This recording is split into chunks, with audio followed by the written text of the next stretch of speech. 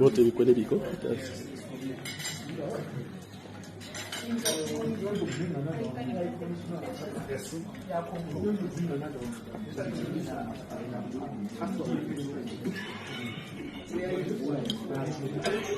turongeye kubaha mwiriwe na mwaramutse bakunzi ba Fleury TV aho muherereye hose. Ayo masanamu n'amavideo muriko murabona ni M23 yaserukiwe na Wiringoma hamwe n'indongozi mu barongoye igisirikare ca Sami DRC arivyo igisirikare ca SADC, aho bari bahuriye mu gisagara ca Goma muri Serena Hotel bariko barayaga kwigenekerezo rya 28 ukwezi kwa gatatu 2025. Ibiyago canke ivyo bafunditseko ni ibi bikurikira tugiye kubasomera, kuko amasezerano ngiye basinya amasezerano n'abari bahari, reka tubamenyeshe uko umwe wese yararongowe canke yararongoye nabo yaserukiye.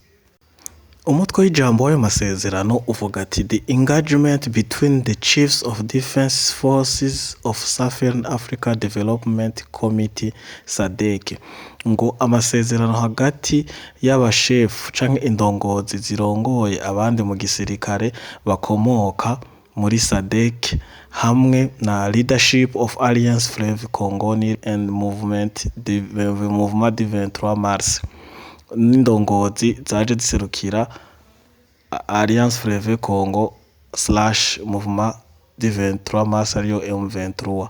Hanyuma akavuga ati the engagement was attended by the following. Abari bari muri iyo nama baraba: uwa mbere yari General Ruzani Mapwanya, Chief of South African National Defense Force, uwo yari yaserukiye abasirikare bo muri South Africa. Hagakurikira Lieutenant General Geoffrey Zili arongoye umukomando w'igisirikare ca Zambia. Hakaza Major Saiford Kalisha, representative of the Chief of Defense of Force Malawi, yaserukira indongozi y'igisirikare ca Malawi.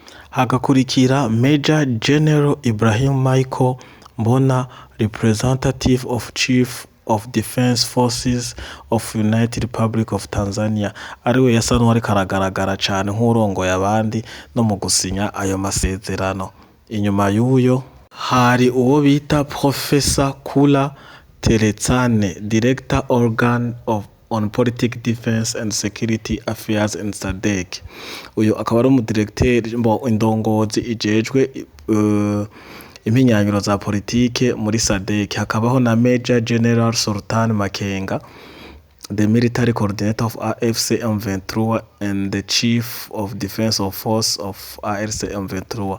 Sultan Makenga twese turamuzi, yaje aserukira umuhari wa w'inyeshamba wa M23. Akaba Brigadier General Bernard Byamungu, nawe nyene nuko nyene yaje aserukira uruhande rwa ARC.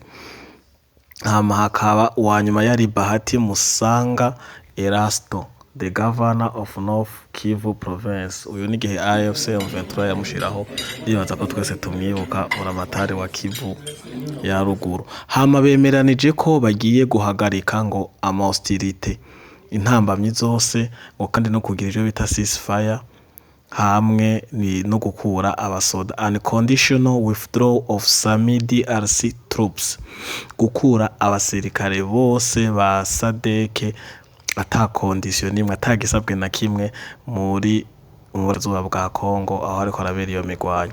The meeting also agreed on the following. AFC ngo kandi inama bariko baragira bemeranije bino AFC M23 to facilitate immediate withdrawal of Samir ngo FC M23 ngo yorohereze ngo ukungene abasirikare ba SADC bavayo n'ibigwanisho vyabo n'ivyo batwayeyo vyose behind all the FARDC weapons and equipment in their possession. Ibigwanisho vyose bari batwaye ngo kandi ngo AFC M23 to coordinate Samidi Ardom of movement in preparation for withdrawal in accordance with the principles agreed upon. Ngo kandi AFC M23 ngo ifashe ngo abasoda ba SADC bose mu mutekano n'uburenganzira bwo kuvayo no kwitegura nkuko babisezeranye. Hama iyo nama yarangiye uku gukurikira bafata amafoto n'ibindi vyinshi.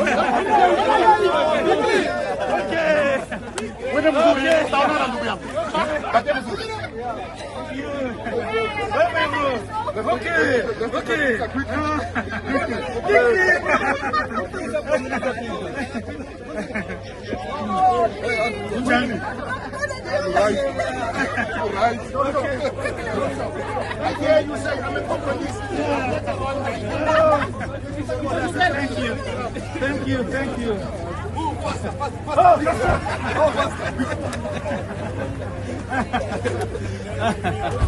Okay.